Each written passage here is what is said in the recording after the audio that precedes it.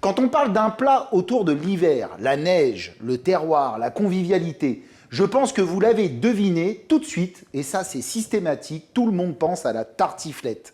Cette recette a traversé des générations de gourmands. En fait, la tartiflette aurait été inspirée d'un plat savoyard qui est la pella des Aravis, composée de pommes de terre, d'oignons et de restes de fromage, du reblochon bien sûr, et préparée avec une poêle avec un très long manche. Le secret d'une bonne tartiflette réside dans la qualité du reblochon, ça c'est indéniable, mais aussi dans la confection de la recette. Alors voici ma recette de tartiflette. Pour commencer, on va se lancer tout de suite sur l'épluche, comme souvent en cuisine, on va éplucher nos pommes de terre. Alors, pour les pommes de terre à chair ferme, vous pouvez prendre de la Roseval, de la Pompadour, de l'amandine si vous voulez. Alors, pour les plus joueurs de la rate, ça risque d'être fastidieux à l'épluche. Allez, c'est parti, on épluche nos pommes de terre. Nos pommes de terre, on va les pré-cuire. Donc pour ceux, on va les mouiller avec une eau froide, à hauteur. Donc il faut bien qu'elles soient immergées dans l'eau, hein. Ça c'est important. Donc pour les pré-cuire, on va faire monter en ébullition notre eau. Et dès qu'on arrive à ébullition, après on aura 15 minutes, on baissera notre feu de frémissement. C'est parti. Je n'ai pas mis de sel dans mon eau de cuisson pour plusieurs raisons. La première, c'est que la tartiflette, on a du lard fumé avec, donc en général, c'est assez salé. Et surtout aussi, parce que quand vous faites cuire de la pomme de terre dans l'eau, si vous mettez du sel dans votre eau de cuisson, le sel va permettre à l'eau de rentrer dans la pomme de terre. Donc surtout, on n'assaisonne jamais une eau pour une cuisson de pommes de terre en début de cuisson. Si vous voulez assaisonner votre eau, vous le faites aux 3/4 de cuisson. Voilà. Tant qu'on est sur l'épluche, moi je vous propose de continuer avec nos oignons. Donc pour l'oignon, toujours le même principe, on va rester le plus près possible de la racine à la pluche. Donc vous voyez, je prends ma racine, je reste le plus près, et ensuite, sur la tête, là je peux y aller un peu plus fort, et j'y vais, j'épluche mon oignon. Mes épluches sont terminées. Sans plus attendre, on va s'attaquer à notre poitrine. Alors, la poitrine, moi je préfère à chaque fois l'acheter en tranches plutôt qu'en petits lardons. Je trouve que les petits lardons ne sont pas forcément de très bonne qualité. Les tranches encore, là vous avez de belles poitrines. Vous demandez ça à votre boucher charcutier, il vous fera des belles tranches. Alors ces tranches, souvent vous avez de la couenne dessus. Moi la couenne, je l'enlève. Donc je vais mettre un petit coup de couteau au niveau de la couenne pour l'enlever. Je vais la mettre dans mes pommes de terre, ça va me parfumer mon eau de cuisson de mes pommes de terre. Je vais commencer à faire du transfert de saveur. Allez, on coupe notre couenne. Alors aussi dans vos tranches, essayez de vérifier que vous n'avez pas de petits cartilages. Vous voyez, ici j'en ai. Donc je vais l'enlever aussi au passage, comme ceci. Même punition, on va le mettre avec la couenne. Voilà, la couenne, je la prends et je vais aller la mettre dans mon eau de cuisson. Et vous voyez, regardez, j'ai une ébullition, donc je vais pouvoir baisser mon feu. Je vais me mettre à peu près 6-7 sur 10, ça sera bien. Et maintenant, je vais lancer mon chronomètre. On est parti pour 15 minutes. Voilà. Ça va être juste une pré-cuisson. Elle va être encore ferme, mais elles vont finir de cuire au four en gratinant avec le reblochon. Là, je vais tailler mes petits lardons. Donc, je vais faire des petites tranches, on va dire d'à peu près 0,5 d'épaisseur. Voilà. Mes lardons sont taillés. Je vais les mettre dans la petite assiette et je vais préchauffer une poêle à 7 sur 10, parfait, dans laquelle je vais ajouter un bon filet d'huile d'olive. Mon lard, j'aurais pu également, si je voulais un petit peu aller plus loin, le blanchir à l'eau. Moi, personnellement, je le poêle directement sur une tartiflette. Par contre, pour une petite quiche lorraine, je le blanchis d'abord. Pour vérifier que notre poêle est chaude, ce que je fais, c'est que je mets un premier lardon dans ma poêle. On entend tout de suite, donc je vais pouvoir mettre tous mes lardons. Donc là, mon objectif, c'est de colorer mes lardons et de récupérer les sucs de mes lardons dans le fond de ma poêle. Donc une belle coloration à feu vif pendant au moins 5 bonnes minutes. Pendant que les lardons sont tranquillement en train de colorer, eh bien, ce qu'on va faire, c'est qu'on va tailler nos oignons. Donc, on va les émincer plus précisément. Alors, émincer, c'est tailler en une seule fois et on va faire des rondelles. Donc, pour notre oignon, je vais mettre la racine côté opposé à la main qui tranche et je vais faire des petites incisions comme ça, tous les millimètres, sur mon oignon en y allant tranquillement. C'est pas une course. Je n'oublie pas d'aller mélanger au fur et à mesure mes petits lardons à côté. Hein. Je les oublie pas. Et là, l'oignon, il envoie. Hein.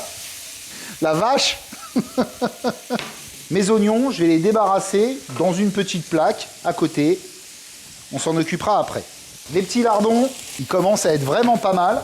Donc on va pouvoir les décanter. Donc là, les lardons, on va le faire tranquillement à la fourchette parce qu'on va garder le gras dans la poêle. Donc vous voyez, je vais juste les prendre comme ça et les faire remonter tranquillement en laissant tranquillement le temps au gras de rester dans ma poêle.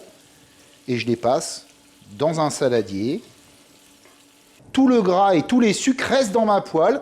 Je vais remettre ma poêle sur le feu et je vais directement ajouter mes oignons dans ma poêle. Là, les oignons, il faut les faire suer.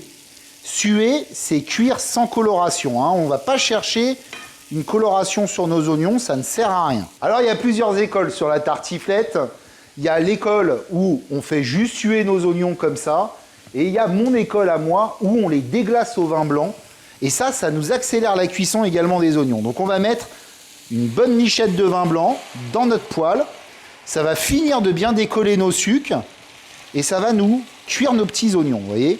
Et là, on va laisser tranquillement, toujours à 6/10, compoter nos petits oignons. Alors après, il faut qu'ils soient fondants à la fin de la cuisson. Mais ils peuvent avoir encore un peu de tenue en bouche, c'est pas dramatique. Ça va encore cuire 20-25 minutes au four. Alors, pendant que les oignons compotent, que les pommes de terre finissent de cuire, on va s'occuper de notre reblochon. Là, on a un très très joli reblochon. Alors, il a une belle fleur, vous voyez, c'est ce petit blanc sur le dessus. Le mot reblochon vient de reblocher. En savoyard, reblocher, ça veut dire traire une deuxième fois la vache. Elle va donner un lait qui sera beaucoup plus gras et beaucoup plus crémeux. À ce qu'il paraît, d'ailleurs, les paysans, là-bas, faisaient une deuxième traite pour éviter de payer leurs impôts. Parce qu'à l'époque, l'impôt était calculé sur la quantité de lait. Alors, pour ne pas payer trop, eh bien, les paysans pratiquaient une deuxième traite à part. Et c'est ça qui a donné le nom au reblochon et qui a donné le reblochon, d'ailleurs, pour le plus grand bonheur des gourmands. Gustativement, le reblochon, il est crémeux, bien évidemment, c'est une belle texture onctueuse, et il a un petit retour de noisette en bouche. C'est un fromage au lait cru qui peut être dégusté de l'entrée jusqu'au fromage. Alors, bien évidemment, avec un petit verre de vin blanc, ça passe très très bien. Alors, mon reblochon, vous voyez, moi la fleur, il y en a certains qui la grattent au couteau, moi je la garde. Par contre, je vais juste la gratter à ce niveau-là, pour que vous voyez apparaître ici la pastille. Cette pastille, elle vous indique en fin de compte si c'est un reblochon fermier ou si c'est un reblochon, en fin de compte, laitier. La pastille verte, c'est le fermier. Le fermier, il sera beaucoup plus goûtu en bouche. Par contre, au niveau du prix, on va être entre 10 et 15 euros, le reblochon. Mais c'est vrai qu'au niveau des arômes, il va être superbe. Alors, cette pastille, certains d'entre vous l'enlèvent. Ça ne sert strictement à rien.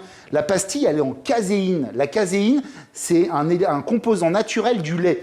Donc, il est comestible. Alors, ce reblochon, comment moi je le prépare, c'est très simple. Je le prends, je le mets sur la tranche et avec un couteau, je vais couper comme ça. Je vais faire tourner en même temps mon reblochon et je vais l'ouvrir en deux. Voilà. On y va doucement. Là, le mien, il est hyper crémeux. Je vais vous dire qu'il va envoyer. On va y arriver. Voilà. Superbe. Regardez-moi ça, comme il est beau, crémeux à souhait. Donc là, maintenant, je vais le couper encore une fois en deux, comme ceci. Je le repose dans mon assiette. Superbe. Et je le mets de côté. Allez, mes oignons, qu'est-ce que ça donne? Ils sont bien. Superbe. On est dans un timing parfait. Mes pommes de terre sont pré-cuites. J'insiste bien, ça ne sert à rien de les piquer avec un couteau. Elles vont encore avoir de la résistance. Ce qu'on va faire, c'est qu'on va les sortir de notre eau de cuisson. Alors, moi, je récupère juste les petites pommes de terre, vous voyez, les petites tranches de lard qui sont avec, eh bien, on ne les mettra pas dans notre tartiflette. Et là, mes petites pommes de terre, je vais juste les réserver de côté 2-3 minutes pour pas trop me brûler en les taillant. Pendant ce temps-là, on va s'occuper de mélanger nos oignons avec nos lardons. Donc, on va récupérer notre poêle et on va passer tous nos oignons avec nos lardons. Vous voyez, j'ai plus de vin blanc dans mes oignons, j'ai une réduction à sec. Ça, c'est important. Et là, je vais mélanger mes deux ingrédients ensemble pour que la masse soit bien homogène, les oignons et les lardons soient bien répartis équitablement. on va passer au taillage des pommes de terre. Donc pour ce, on va prendre nos petites pommes de terre et on va pas s'embêter. Alors on pourrait les tailler en rondelles ou un petit peu comme on veut. Moi je m'embête pas, je les coupe une fois en deux comme ça. Et puis après je fais des tranches d'à peu près 2 cm, des petits cubes de 2 cm. Voilà, comme ça. Pendant le taillage de nos pommes de terre, on va préchauffer notre four à 200 degrés, chaleur tournante. L'intégralité de nos pommes de terre, on va les débarrasser dans notre saladier. Je vais ajouter une grosse cuillère à soupe de crème fraîche. Alors cette crème fraîche, moi j'aime bien la mettre parce qu'elle va m'apporter encore plus de crémeux dans ma préparation et ça va aider mes pommes de terre à cuire tranquillement pendant que le fromage au-dessus fond. Ensuite, on va assaisonner en poivre. Alors on est généreux en poivre, hein. Un petit peu de sel, pas trop, mais un petit peu quand même.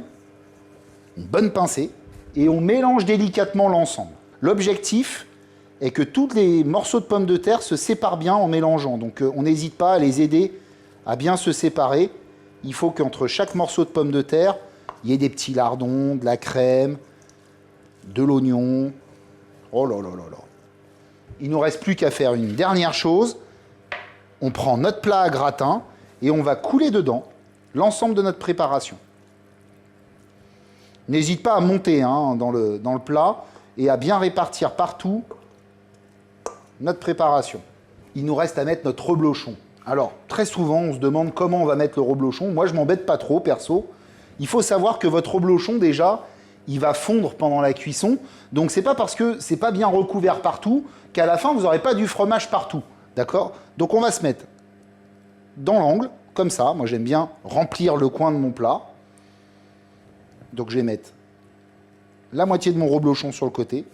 Et l'autre moitié, je vais venir me mettre au centre, comme ça. Voilà. Superbe. Et je vais mettre l'autre partie en face. Comme ceci. Donc vous voyez, pas de panique. Hein. Là, il y a des endroits où il n'y a pas de reblochon. En fondant, hein, ça va venir se remplir. Alors, moi, je mets mon reblochon sur un plat à gratin, une plaque four. Cette plaque four, elle me permet, si j'ai un peu de reblochon qui sort de mon plat, de ne pas ruiner mon four. On est parti en cuisson pour 20 à 25 minutes à 200 degrés. C'est parti. Ma tartiflette est magnifique. Personnellement, j'ai pas vu le temps passer. Alors, petite chose importante, hein, visuellement, elle est très jolie. Vous voyez, hein, on a bien gratiné. Je vous avais dit que ce fromage, il viendrait se répartir partout dans mon plat. Et c'est comme ça que ça marche. Alors, j'ai souvent tendance à dire qu'on paye les musiciens à la fin du bal. Alors, je vais tout de suite me lancer. Alors, je me lance, mais c'est pour vous faire plaisir parce que une tartiflette, ce qui est très important, c'est de la laisser reposer à la sortie du four au moins 10 minutes pour pas se brûler. Donc moi, je vais juste prendre un tout petit morceau, juste pour goûter. Hein. C'est la conscience professionnelle. Oh là là. Bon, je vous dirais que j'avais pas de doute sur le résultat, parce que cette recette, je la fais régulièrement. Mais bon, faut quand même toujours vérifier, on ne sait jamais. L'équilibre est parfait, l'assaisonnement est superbe, les pommes de terre sont fondantes en bouche, le tout est bien assaisonné. Je suis fou de tartiflette.